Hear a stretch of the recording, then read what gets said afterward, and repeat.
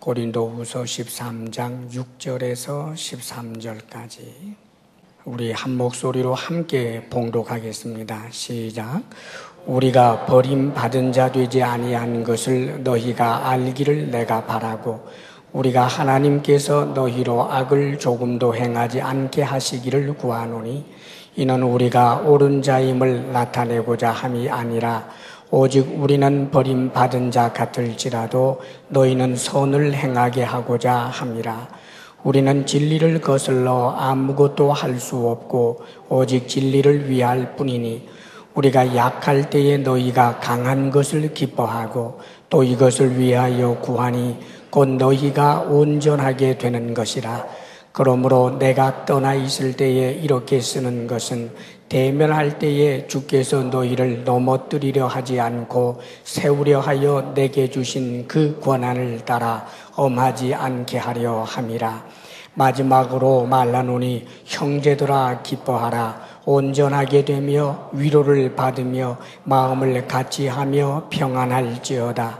또 사랑과 평강의 하나님이 너희와 함께 계시리라. 거룩하게 입맞춤으로 서로 문안하라. 모든 성도가 너희에게 문안하느니라. 주 예수 그리스도의 은혜와 하나님의 사랑과 성령의 교통하심이 너희 무리와 함께 있을지어다. 아멘. 오늘은 이제 고린도후서 마지막 장 설교가 됩니다. 고린도 교회를 세운 바울이 고린도 교회를 건강하게 일으키기 위해서 얼마나 피땀을 흘리고 또 얼마나 수고했는가 하는 것을 우리가 볼 수 있었습니다.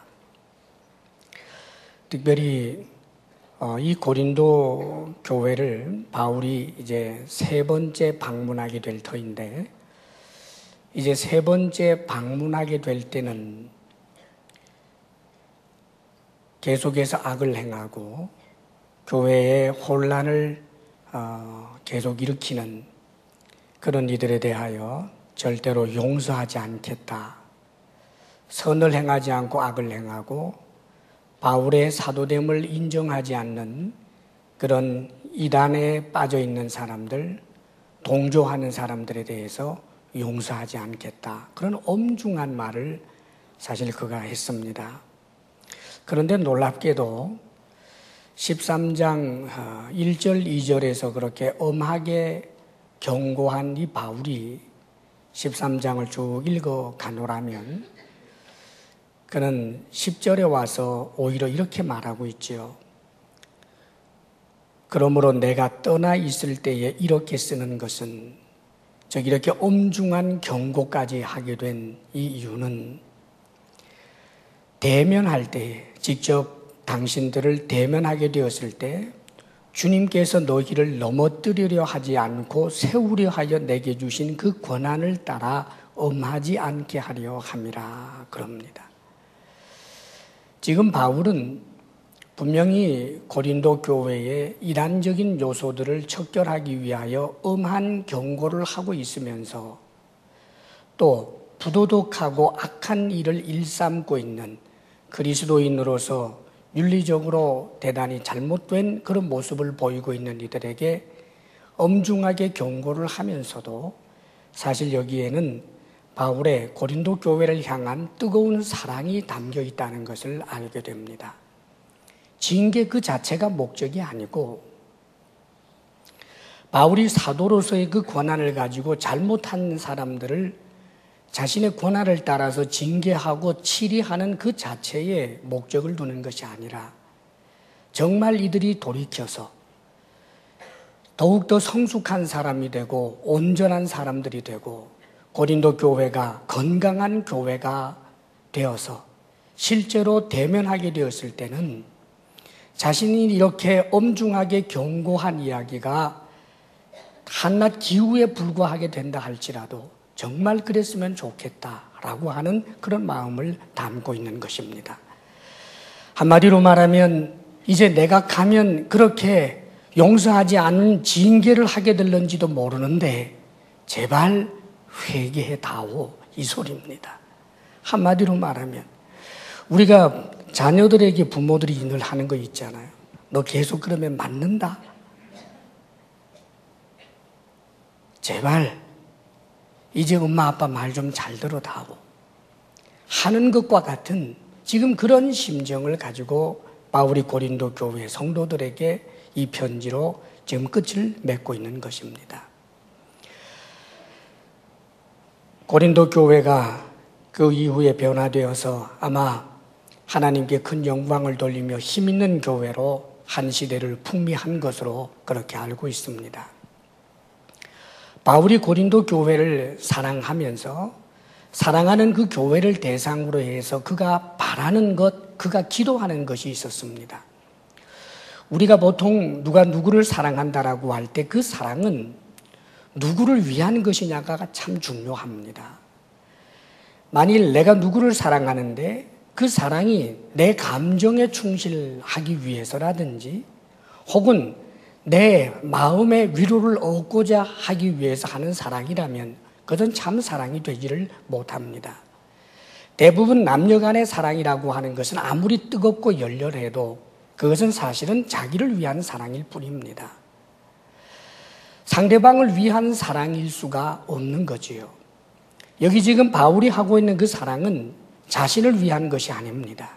오히려 바울은 바울 자신을 위해서라면은 옳고 그름을 시시비비를 가려내서 자신이 옳은 자라고 나타내지는 것도 별로 바라지도 않고 오히려 자신이 지금까지 그들의 평판처럼 그저 약한 사람, 만나면 늘 그저 유순하기만 한 사람, 그런 사람이 된다 할지라도 오히려 고린도 교회야말로 강한 자가 되고 죄에 대하여 이기는 강한 자가 되고 선을 행할 줄 아는 강한 자가 되고 하나님의 뜻을 헤아려 십자가의 군사로 살아갈 수 있는 그런 강한 자가 되기를 원하는 것이지 결코 자기 자신을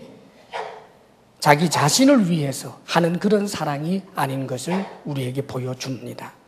그렇다면 바울이 고린도 교회를 향하여 바라고 있었고 그가 했던 기도가 무엇일까요? 6절 말씀, 7절 말씀을 함께 읽겠습니다. 먼저 6절만 함께 읽습니다. 시작. 우리가 버림받은 자 되지 아니한 것을 너희가 알기를 내가 바라고. 그리고 7절 전반부에 보면 우리가 하나님께서 너희로 악을 조금도 행하지 않게 하시기를 구하노니 그럽니다. 바울이 바라고 있고 늘 기도했던 것이 있습니다. 하나님 앞에. 그게 뭐냐면 그 중에 하나는 우리가 버림받은 자가 되지 아니한 것을 너희들 고린도 교회 성도들이 알기를 원한다. 여기서 우리란 사도 바울을 포함한 고린도 교회를 세워낸 사람들, 즉 사도들을 두고 하는 말입니다. 지금 바울은 고린도 교회 성도들에게 정말 바라는 것이 있었습니다. 그것은 바울이 사도라고 하는 것을 그들이 인정할 수 있게 되기를 원한다는 뜻입니다. 우리가 버림받은 자 되지 아니한 것을 너희가 알기를 내가 바란다. 하나님의 시험 앞에서, 하나님의 테스트 앞에서 사도로서 자격이 없는 자라고 그렇게 하나님께 결정이 된 사람이 아니고 하나님께 버림받은 사람이 아니고 하나님께서 여전히 사도로 인정해 주는 참 사도라고 하는 것을 너희들이 알기를 원한다. 그 말입니다. 사랑하는 여러분, 사도 바울이 왜 이렇게 자신이 사도라고 하는 사실을 고린도 교회 성도들이 알기를 그렇게 원할까요? 자신이 사도라고 하는 사실에 대하여 고린도 교회 성도들이 왜 인정해 주기를 그렇게 원할까요? 그렇게 이타적인 사랑을 한다는 네가 까짓 거 사도로서 알아주지 않으면 어떨까? 뭐 사도로서 취급해 주지 않고 사도로서 대우해 주지 않은들 어떠하겠습니까? 그런데 놀랍게도 바울은 지금 이 마지막 결혼이 가까워지고 있는 이 마당에서도 자신이 하나님께 버림받은 자, 즉 사도답지 못한 자라고 그렇게 하나님께 버림받은 자가 아니라 하나님께 여전히 사도로 인정된 자라는 것을 너희들이 알기를 원한다라고 말하고 있습니다. 왜 그럴까요? 그것은 바울이 사도됨을 인정하지 않는 것이 사실은 가장 큰 악이기 때문입니다. 바울의 사도됨을 인정하지 않는다는 것은 바울이 하나님께로부터 보내심을 받은 자라고 하는 것을 인정하지 않는 뜻이 되어버리고, 그렇게 되면 바울이 전한 복음을 하나님께서 주신 복음으로 받아들이지 않는 것이기 때문에 교회가 교회로서 설 수 없는 것이 되기 때문입니다. 그렇기 때문에 예수님께서도 이런 말씀을 하셨어요. 마태복음 10장 14절에서 15절에 말씀하시기를, 누구든지 너희를 영접하지도 아니하고 너희 말을 듣지도 아니하거든 그 집이나 성에서 나가 너희 발에 먼지를 떨어버리라. 내가 진실로 너희에게 이르노니 심판날에 소돔과 고모라 땅이 그 성보다 견디기 쉬우리라. 지금 예수님께서 사도들에게, 제자들에게 전도를 위하여 각 촌과 각 성에 보내시면서 하신 놀라운 말씀입니다. 어느 곳에 가서 너희들이 복음을 전하는데, 하나님의 말씀을 전하는데 사도의 이름으로, 즉 예수 그리스도의 이름으로 보냄을 받은 자라고 하는 그 권세를 가지고 복음을 전하는데, 저들이 그 말씀을 받아들이지도 않고 너희들을 영접하지도 않는다면, 그렇다면 그 성에서 나와서 혹은 그 촌에서 나와서 너희 발에 먼지조차 떨어버려라. 그러면서 엄중하게 말씀하시기를, 내가 진실로 너희에게 이르노니 심판날에 소돔과 고모라 땅이 그 성보다 견디기 쉬우리라. 사랑하는 여러분, 악이 무엇입니까? 우리는 악 그럴 때 윤리적인 것만 먼저 생각합니다. 그러나 하나님 앞에서 가장 큰 악은 하나님께서 보낸 자에, 하나님이 보낸 선지자, 하나님이 보낸 사도를 사도로서 선지자로 인정하지 않고 그가 전하는 말을 하나님의 말씀으로 인정하지 않는 것이 곧 죄가 됩니다. 이스라엘 백성들의 큰 죄가 다른 것이 아닙니다. 선지자들이 와서 주의 이름으로 말씀을 전했지만 그들은 그 선지자를 선지자로 인정하지 않았습니다. 그것이 죄가 됩니다. 오늘날도 마찬가지입니다, 여러분. 복음은 천사들이 전하는 것이 아닙니다. 천사들이 어느 날 사람들 사이사이에 나타나서 복음을 전하는 것이 아닙니다. 사람이 전하는 것입니다.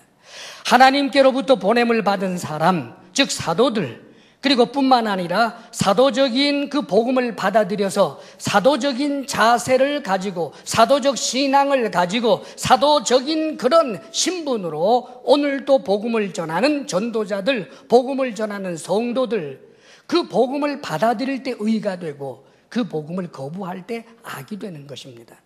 사랑하는 여러분, 가장 중요한 것은 바로 이 사실이라는 것을 잊어서는 안 되는 것입니다. 뿐만 아니라 교회라고 하는 것은 바로 이 사도성 위에 서 있는 것입니다. 사도들이 전한 그 하나님의 말씀, 즉 신약으로 말하면은 이제 신약 성경과 또 구약의 선지자들에 의해서 전해진 구약의 말씀, 이 신구약 말씀, 선지자들에 의해서 전해지고 사도들에서 의해서 전해진 그 말씀이 곧 하나님의 말씀인 것입니다. 하나님의 말씀은 어느 날 누가 깊이 기도하다가 보니까 어디 산에 가서 땅을 파보거라 했더니 땅을 봤더니 거기서 나온 어떤 휘황찬란한 어떤 성경이 아니었습니다. 기도를 하다가 보니까 저 백두산 천지 옆에 하늘로부터 덩실덩실 두루마리 하나가 내려왔는데 그것이 성경이라고 하는 그런 말씀을 한 적이 없습니다. 성경은 사람들이 기록한 것입니다. 때로는 거기 시가 있습니다. 때로는 거기 역사가 있습니다. 때로는 거기 편지가 있습니다. 여러 가지 그런 글들이 성령의 감동에 의하여 기록된 것이라고 믿는 그 공동체가 바로 교회가 되는 것입니다. 하나님의 말씀을 하나님의 말씀으로 인정할 수 있을 때 그것이 선이요 의입니다. 그러나 분명히 사도 바울이 사도가 우리 주님께로부터 보내심을 입었지만 사도를 사도됨으로 인정하지 아니하고 사도가 전한 그 복음의 말씀을 절대적인 하나님의 말씀으로 생각하는 것이 아니라 수많은 인간 윤리들 가운데 하나 정도로 생각을 하고 사도의 말도 바울의 말도 어느 정도 받아들이고 그리고 다른 이단가들이 하는 이야기도 어느 정도 받아들여서 내 마음에 원하는 대로 취사 선택하겠다라고 하는 고린도 교회 성도들의 이 자세는 하나님 앞에서 바로 악이 되고 죄가 되는 것입니다. 사랑하는 여러분, 하나님의 말씀을 하나님의 말씀으로 인정하는, 사도성을 인정하는 우리 주사랑 공동체가 될 수 있기를 바랍니다. 가장 큰 악은 하나님이 보낸 자, 즉 사도를 인정하지 않고, 다시 말하면 오늘날은 이 성경 말씀을 하나님의 말씀으로 인정하지 않는 것이 가장 큰 악이다라고 하는 사실을 알아야 합니다. 그래서 바울은 이 문제에 거의 목숨을 걸다시피 하는 거예요. 긴 지면을 할애하면서 바울 자신은 그저 약자로 취급되고 조금도 사람들에게 존중되지 못하고 천대받는다고 해도 상관이 없는데, 그래도 어쩌겠습니까? 자신이 전하는 복음이 진리인데, 자신이 정말 주님께로부터 보냄을 받은 사도가 틀림없는데, 자신에 의해서 고린도 교회가 세워졌는데, 그런데 이제 와서 고린도 교회 성도들이 다른 복음, 다른 사도를 받아들이려고 하니 이것을 막기 위하여 안간힘을 쓰고 있는 것입니다. 오늘도 우리들은 그 어떤 것보다 먼저 우리 신앙의 가장 근본이 성경이라는 사실, 사도성이라는 사실을 다시 한번 기억하고 우리의 믿음을 견고히 세워낼 수 있게 되기를 바랍니다. 아멘. 그 다음에 또 한 가지, 지금 바울은 7절에서부터 9절에 계속해서 원하고 있고 기도하는 것이 있습니다. 7절에서 9절까지 다시 한번 읽어볼까요? 시작. 우리가 하나님께서 너희로 악을 조금도 행하지 않게 하시기를 구하노니 이는 우리가 옳은 자임을 나타내고자 함이 아니라 오직 우리는 버림받은 자 같을지라도 너희는 선을 행하게 하고자 함이라. 우리는 진리를 거슬러 아무것도 할 수 없고 오직 진리를 위할 뿐이니 우리가 약할 때에 너희가 강한 것을 기뻐하고 또 이것을 위하여 구하니 곧 너희가 온전하게 되는 것이라. 바울이 바라고 있고 계속해서 기도하는 것은 고린도 교회 성도들이 악을 조금도 행하지 않게 되는 것, 자신은 어떻게 돼도 좋다는 거예요. 그런데 자신을 사도로서 인정할 뿐만 아니라 또 한 가지는 고린도 교회 성도들이 악을 행하지 않는 사람들, 선을 행하는 사람들, 온전케 되는 사람들, 이런 사람이 되기를 그가 원하고 바랐다는 거예요. 사랑하는 여러분, 예수님을 주라고 고백하도록 하기 위해서 우리는 복음을 전하고 때또는 전도 현장에서 백지 전도로 혹은 사역리로 짤막한 그런 복음 메시지로 지금 예수님을 영접했으니까 이제 당신은 구원을 받았습니다. 이제 당신은 하나님의 자녀입니다. 그런 선포를 합니다. 물론 이것은 우리의 믿음을 근거로 하는 거지요. 누구든지 예수님을 믿으면 구원을 얻는다라고 하는 것이 사실이기 때문입니다. 그러나 여러분, 예수님을 믿는다라고 하는 것은 어떤 하나의 가치를 내가 받아들인다든지 주님께서 가지고 계시는 어떤 신념 체계 하나를 내가 받아들이고 동의한다라고 하는 것이 아닙니다. 이것은 새롭게 출생하는 것입니다. 거듭나는 것입니다. 그렇다면 거듭남이라고 하는 데는 옛날과 지금의 새로운 그 단절이 있어야 돼요. 예수님을 믿는다라고 하는 것은 단순히 내가 예수님을 믿었으므로 내가 구원을 받았다, 나는 이제 하나님의 자녀가 되었다라고 하는 것을 확인하는 데 그치지 않고, 그 확인은 중요합니다. 그것은 기쁜 일이고 감사한 일이고, 구원의 확신은 우리에게 분명히 있어야 되겠지요. 그러나 이것은 영적으로 갓 출생한, 우리로 말하면 어린아이 핏덩어리와 같은 것입니다. 그 상태로 그냥 있으면 안 된다는 말이지. 자라가야 합니다. 그렇기 때문에 성경은 이 자라감에 대하여 계속해서 말씀하십니다. 에베소서 4장 13절에 우리가 다 하나님의 아들을 믿는 것과 아는 일에 하나가 되어 온전한 사람을 이루어 그리스도의 장성한 분량이 충만한 데까지 이르리니 이는 우리가 이제부터는 어린아이가 되지 아니하여 어린아이 상태로 있지 않아야 된다는 말입니다. 예수님을 믿었어요. 구원의 감격은 있어요. 그런데 여전히 옛날의 그 죄의 상태에 그대로 있을 수는 없다는 거예요. 아직은 똥 오줌 가릴 줄 모르는 상태에 있지만 자라나면 가리잖아요. 계속해서 말씀하시기를 에베소서 4장에 보면 오직 사랑 안에서 참된 것을 하여 범사에 그에게까지 자랄지라. 예수님을 표대로 삼아서 놀랍게도 예수님까지 자란다라고 하는 것을 불가능하다는 것을 알면서도 어디까지 자라도록 했느냐? 예수님까지 죽을 때까지 자라야 된다는 말입니다. 베드로후서 3장 8절에도 오직 우리 주 예수 그리스도의 은혜와 저를 아는 지식에서 자라가라 자라가라. 성경은 자라가라 성숙하라라고 하는 말씀을 하고 있습니다. 신앙의 성숙에는 윤리적인 측면이 있습니다. 윤리적 측면이 무시되는 신앙은 신앙이 아니라 미신입니다. 예수를 믿고 구원을 얻는 것은 내 윤리적 성과를 가지고 구원을 주장하는 것은 아닙니다. 그것은 율법주의예요. 그러나 신앙의 세계에 있어서 윤리는 전혀 소용이 없다. 무슨 짓을 해도 좋다. 그것은 이단이나 하는 소리입니다. 예수님을 믿은 우리들, 하나님의 자녀가 된 우리들은 하나님 아버지를 닮아야 합니다. 그분은 선하십니다. 그분은 거룩하십니다. 우리 예수님은 죄를 싫어하시고 미워하시는 분입니다. 그런데 어떻게 죄 짓는 게 괜찮고 은혜라고 하는 것으로 내가 어떤 짓을 해도 상관이 없다라고 생각할 수 있겠습니까?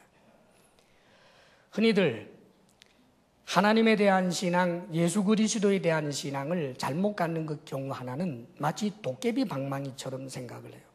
신앙을 금 나와라 하면 금이, 은 나와라 뚝딱 하면 은이 나오듯이 하나님은 누군가? 하나님은 나한테 꼼짝도 못하는 분인데 하나님 빵 주세요. 여기 있다. 하나님 보호해 주세요. 내가 보호해 줄게. 무슨 짓을 해도. 미신입니다. 사랑하는 여러분, 오늘날 우리 기독교가, 우리 그리스도인들이 수많은 조롱을 당하는 이런 상황이 물론 억울한 면도 없지는 않습니다. 과장된 것도 많고 속사정이 그게 아닌데 하는 부분도 없지는 않습니다. 그러나 사실은 우리들에게 있는 수많은 허물 때문에 이렇게 조롱을 당한다라고 하는 사실에 대해서 부인할 수가 없습니다. 예수님께서는 예수님을 믿고 주님을 따르는 사람들에게 별명을 주시기를 너희는 세상의 소금이다. 세상 한가운데 소금이라는 말이지요.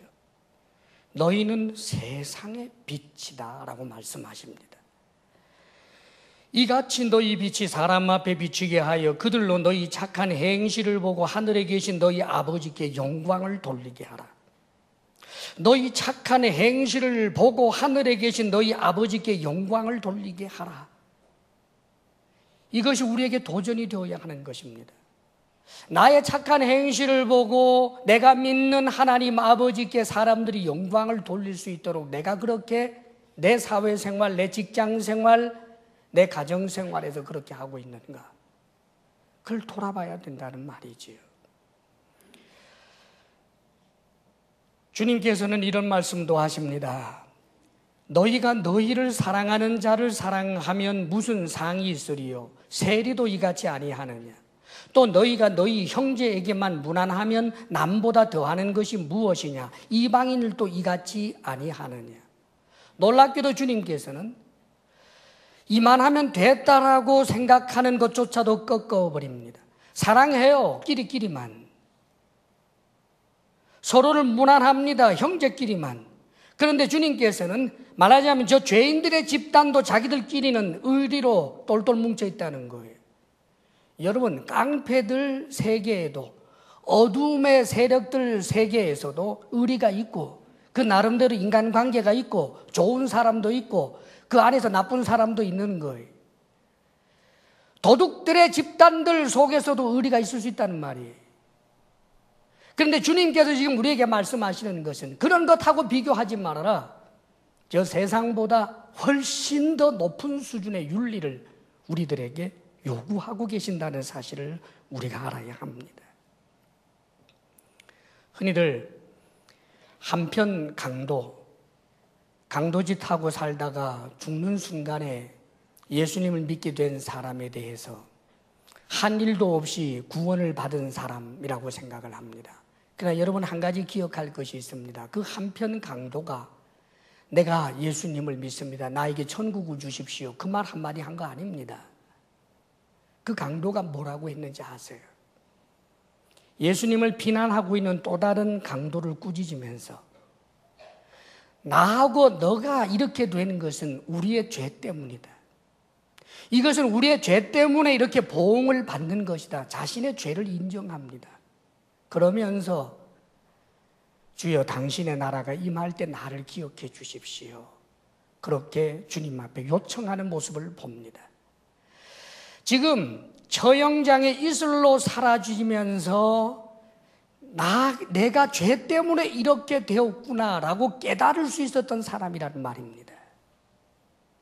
보통 형장의 이슬로 사라지는 사람들, 죽음을 당하는 사람들의 보통 그 반응이 이렇다고 그럽니다. 너희들은 죄 없어. 너희들이 뭔데 날 죽이는 거냐. 저주를 받아라. 보통 사형수들이 그런다는 거예요. 그 십자가 처형을 당하고 그럴 때. 그런데 이 사람은 지금 우리가 이렇게 죽는 것은 죄 때문이지만 이 죄에 대해서 보응을 받는 것이지만 이분은 죄가 없느니라 그러면서 나를 기억해 달라고 요청하는 모습. 그 강도에게 만일 이 땅에서의 삶의 기회가 주어졌다면 어떻게 살았을까요? 또 강도질 했을까요? 변화가 내면적으로 일어났다는 뜻입니다. 사랑하는 여러분, 성경은 예수 그리스도를 믿는 사람에게 있어서 질적인 변화가 일어날 것을 요구하고 있고 진정으로 주님을 만난 사람들에게는 그런 역사들이 일어난다는 사실을 우리가 알아야 하는 것입니다. 사랑하는 여러분, 우리가 죄성이 가득한 자이지만 이 죄에 대하여 스스로 거부하고 피 흘리기까지 싸우면서 우리가 보다 더 하나님께서 기뻐하는 사람이 되기 위한 노력을 하지 아니하면 안 되는 것입니다. 성경에 보면 구약의 인물 가운데서도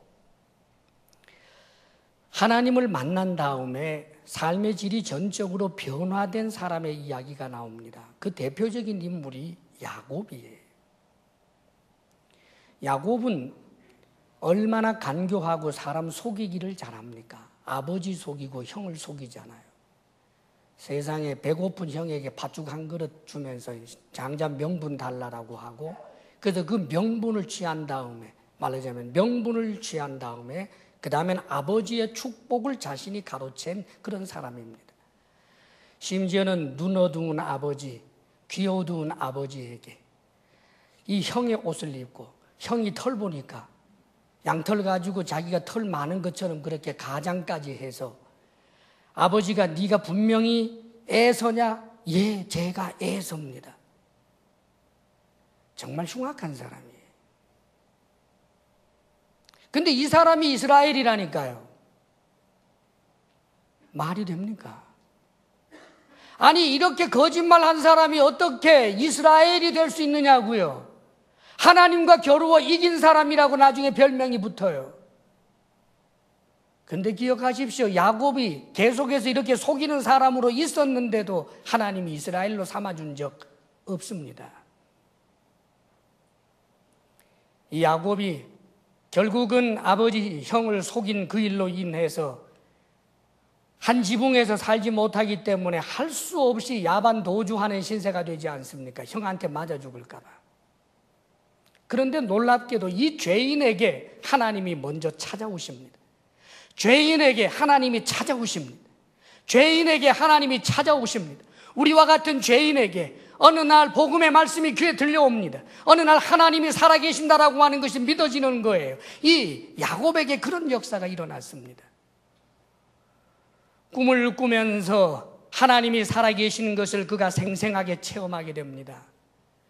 그리고는 그 광야에서 잠을 자다가 하나님을 만나게 된 그 놀라운 역사를 경험하고 난 다음에, 사랑하는 여러분, 이 야곱이 하나님 앞에 제단을 쌓고 그리고 나서 그의 삶은 변화됩니다. 그가 가지고 있었던 가장 큰 문제, 거짓말하는 사람이 거짓말하지 않는 사람으로 바뀝니다. 외삼촌 집에 갔더니 꼭 자기 같은 사람 만났어요. 입만 열면 거짓말하고 상황에 따라서 자꾸 입장 따라가지고 이리 바뀌고 저리 바꾸는 사람 말입니다. 장인이라고 하는 사람이 그랬어요. 품삯을 10번이나 바꾸었습니다. 그런데 품삯을 10번이나 바꾸어대는 그 거짓말쟁이 라반에게 거짓말이라면 누구보다도 뒤지지 않을 정도로 능수능란한 야곱이 왜 거짓말 맞불 작전 왜 못 펴겠습니까? 양떼를 맡기고 소떼를 맡겼는데 얼마든지 뒤로 해먹을 수 있잖아요. 놀랍게도 들개가 사자가 이리가 와서 양을 찢어 먹어도 자기 것으로 보상했습니다. 낮에는 더위를 무릅쓰고 밤에는 추위를 무릅쓰고 자기 양을 돌보는 이상으로 그 외삼촌의 양을 돌보았습니다. 거짓말 안 했습니다. 사랑하는 여러분, 하나님을 만난 사람에게 반드시 일어나는 변화여야 한다는 말입니다. 우리가 주님을 만났을 때 얼마나 기뻤습니까? 주님을 만났을 때 아마 새로운 각오가 있었을 것입니다. 주님을 만났을 때 그 좋았던 기분, 그 설레었던 느낌, 그것만 붙잡지 말고 주님을 만났을 때 했던 그 각오, 그것을 한번 다시 되살려야 할 것입니다. 하나님께서는 우리가 보다 더 이 세상 사람들보다도 훨씬 높은 수준의 그런 윤리성을 가지고 살기를 원하시는 것입니다. 율법이 아닙니다. 그래야 구원을 얻겠다라고 하는 것이 아닙니다.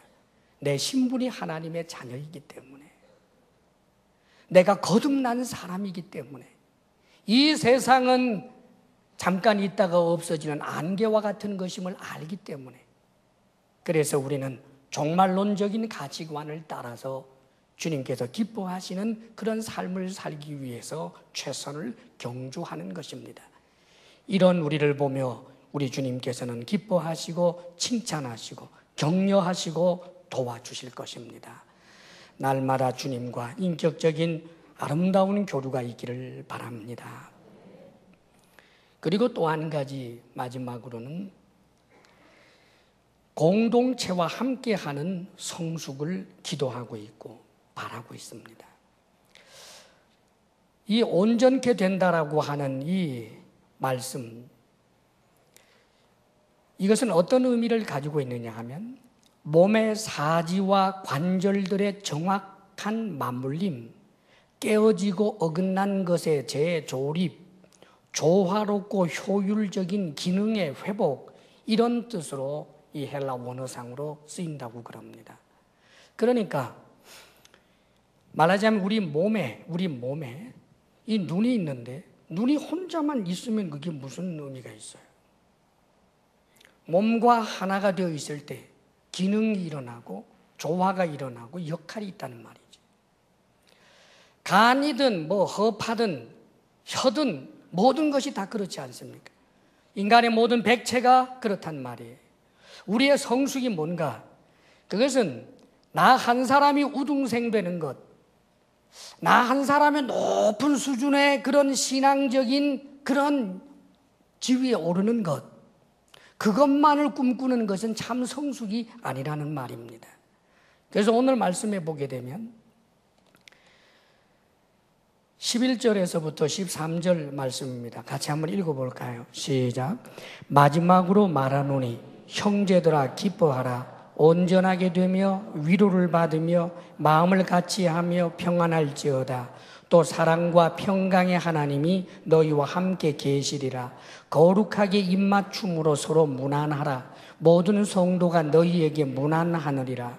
주 예수 그리스도의 은혜와 하나님의 사랑과 성령의 교통하심이 너희 무리와 함께 있을지어다. 마지막으로 말한다. 형제들아 기뻐하라. 사랑하는 여러분, 우리는 기뻐해야 합니다. 이건 명령이에요. 왜요? 기뻐할 이유가 이미 있기 때문에. 구원받았잖아요. 하나님의 자녀잖아요. 기뻐할 이유가 있습니다. 이게 복음을 누리는 거예요. 없어도, 건강을 잃어도 우리는 기뻐할 수 있습니다. 복음의 의미를 깨닫고 내가 구원받았다라고 하는 것을 생각을 할 때마다 기뻐할 수 있습니다. 자, 기뻐하면서 우리가 해야 할 일은 온전하게 되며 위로를 받으며 그럽니다. 놀라운 표현이에요. 하나님께로만 위로를 받으라고 하는 그 뜻이 아닙니다. 그리고 위로를 하라라고 하는 것이 더 좋을 것 같은데 위로를 받으라라고 말합니다. 내가 누구에게 위로를 받을 수 있다는 것은 내가 그를 인정할 때 위로를 받을 수 있는 거예요. 내가 그를 인정하지 않는데 그가 어떻게 내게 위로가 되겠습니까, 여러분? 공동체를 말합니다. 마음을 같이 하며 평안할지어다. 사랑과 평강의 하나님이 너희와 함께 계시리라. 나 혼자가 아닙니다. 주 예수 그리스도의 은혜와 하나님의 사랑과 성령의 교통하심이 너희 무리와 함께 있을지어다. 그렇습니다, 여러분. 우리의 신앙이 깊은 산속에 들어가서 혼자 도 닦는 것으로, 그런 신앙을 고상한 신앙으로 알아서는 안 됩니다. 저는 산속에 가본 적이 있어요. 기도원에. 소백산 기도원. 제가 잊지를 못합니다. 지금 생각해 봐도요, 그 20대 초반에 그 기도원에 가 있었던 때가 너무 행복했어요. 지금도 특별히 그 기도원에서 차려주던 밥상을 잊지를 못합니다. 꼭 한 사람 한 사람 따로 차려줘요. 그래서 제가 그 독상을 받아봤다는 거 아닙니까? 군불 때까지 밥해가지고, 옛날에 이제 군불 때던 시절인데. 새벽 4시가 되면요, 딸랑딸랑 하면서 막 방마다 두드려요. 아주 미치겠더라고요. 4시에 일어나는데. 그 20대 초반에 얼마나 힘들어요. 그러면 일어나서 새벽 예배부터 시작을 하죠. 그래서 어느 정도 시간이 지나니까 그게 익숙해지면 얼마나 좋은지 몰라요. 할 일 뭐 있어요? 성경 읽고 기도하고 남은 그늘에 앉아가지고 오 주님 뭐 이러고 있고, 한참 있다 보니까 내가 천사가 다 돼두구만요. 싸울 일이 있습니까? 예. 난 그래서 이제 정말 도 터진 줄 알았어요. 펄쩍 뛰면 바로 천국. 성탄날을 전후해서 내려왔는데 딱 한 일주일 천사 비슷한 모습이 있다가 사라지더구만요. 진정한 성숙은 혼자 도 닦는 게 아닙니다, 여러분. 가끔 신앙인들 가운데 교회에서 상처를 받았기 때문에 교회 깊이 들어오기가 싫습니다. 그런 분들을 만날 때가 있어요. 안타까운 일입니다. 상처를 받았다고 원망하지 말고, 내가 누군가에게 말하자면 필요한 존재가 되고, 내가 공동체 속에서 일종의 그런 역할을 하느라고 일어난 것으로 생각을 해야 하는 것입니다, 여러분. 어떤 분은요, 굉장히 성숙해 보이는 분이 있어요. 예배는 꼭 드립니다. 왜요? 그것은 하나님 앞에 마땅히 해야 할 의무니까. 그런데 예배를 드려도 그냥 의무로만 드리는 것이 아니라 예배에 집중하고, 그리고 말씀을 경청하고, 찬양의 은혜도 받고 그렇습니다.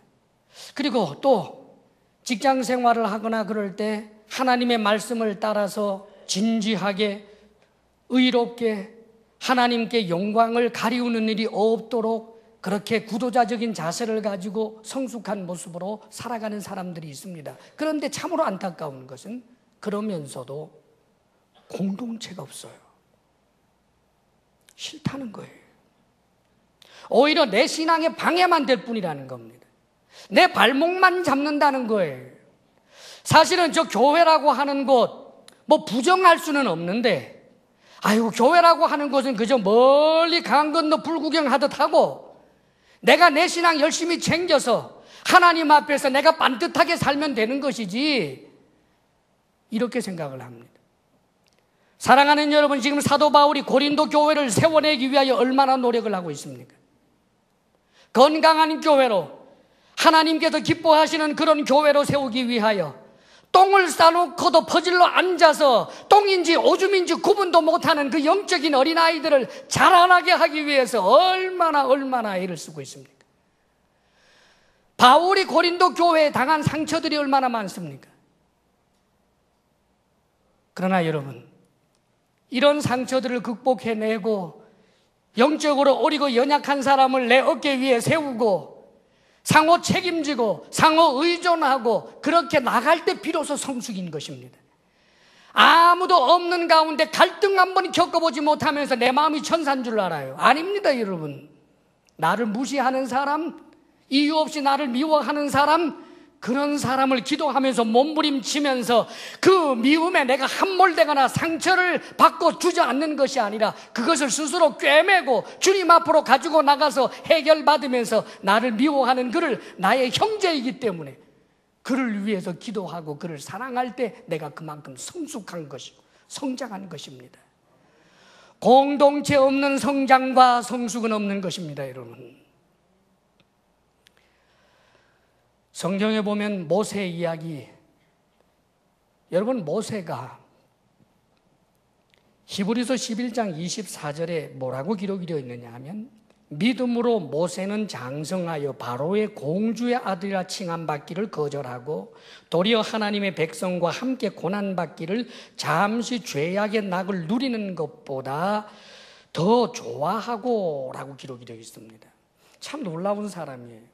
어릴 때부터 친엄마, 유모로 겉으로는 드러나 있었지만 자기를 낳아준 친엄마, 그 유대인 친엄마에게 교육을 받으면서 신앙의 교육을 제대로 받았기 때문에 자신은 지금 바로의 공주의 아들입니다. 절대 권력 계층에 속해 있는 사람인데도 불구하고 그 당시에 노예인 저 히브리 사람들과 함께 고난받기를 즐거워했던 사람이 모세예요.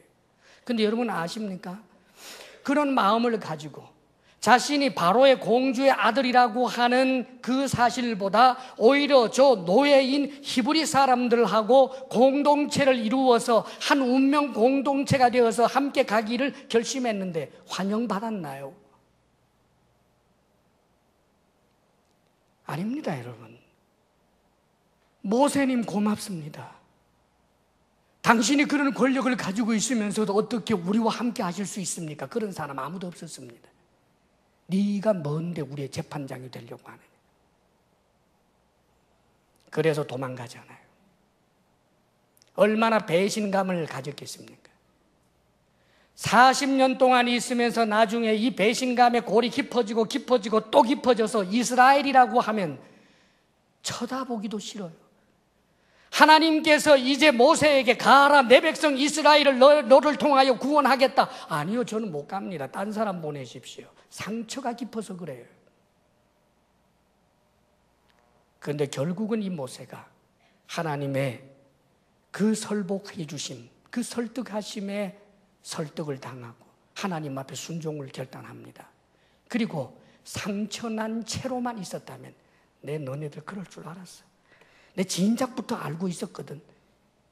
이런 자세로 일관한 적이 한 번도 없습니다. 오히려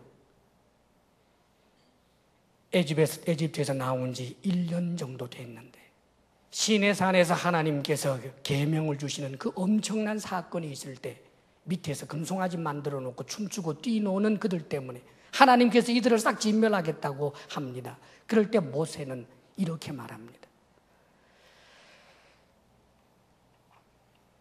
이제 그들의 죄를 사하소서.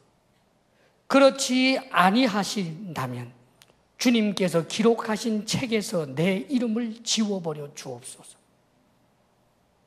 놀라운 일입니다. 모세는 그 공동체를 생각하고 아직까지 너무나도 수준 아래 있는데도 불구하고 그들과 분리돼서 자기 혼자만 영광을 받겠다라고 하는 것이 아니라, 만일 저들을 진멸하신다면 차라리 내 이름을 생명책에서 지워달라고 요청합니다. 결국 이런 모세를 민수기 12장 3절에 이 사람 모세는 온유함이 지면의 모든 사람보다 더하더라. 세상의 어느 누구보다도 성숙한 사람이라고 성경은 평가해 주고 있는 것입니다. 공동체 속에서 성숙해야 합니다. 더불어 함께 가는 가운데서 성숙해야 합니다. 분리되고 떨어져서 혼자 갖는 경건, 분리되고 떨어져서 혼자 갖는 그런 열심, 그것은 사실상 진정한 의미에서 성상도 성숙도 아닌 것입니다. 주사랑교회 하나님께서 여러분에게 주신 공동체입니다. 셀 모임 여러분에게 주신 공동체입니다.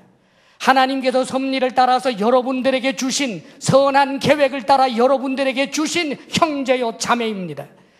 하나님께서 우리에게 가지고 계시는 모든 계획은 선할 뿐인 것입니다. 극복하면 내가 성장합니다. 어렵다고 할지라도 극복하면 내가 성장합니다. 연약한 사람이 있습니까? 여러분이 힘들게 하는 사람이 있습니까? 껴안고 울고 기도하고 함께 걸어가도록 최선을 다해야 하는 것입니다. 공동체를 사랑하는 마음, 그 가운데서 진정한 성장과 성숙이 있다는 사실을 기억하시기를 주의 이름으로 축원합니다. 기도하겠습니다.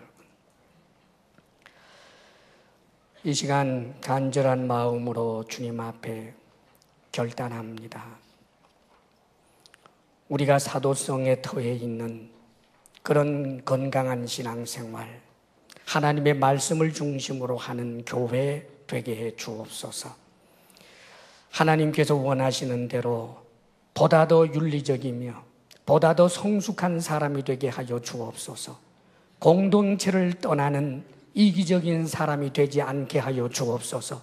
더불어 함께 자라가기 위해서 상호 책임지고 상호 의존하는 사랑의 관계를 세워내는 우리들이 되게 해 주옵소서. 이 시간 간절한 마음으로 기도하겠습니다.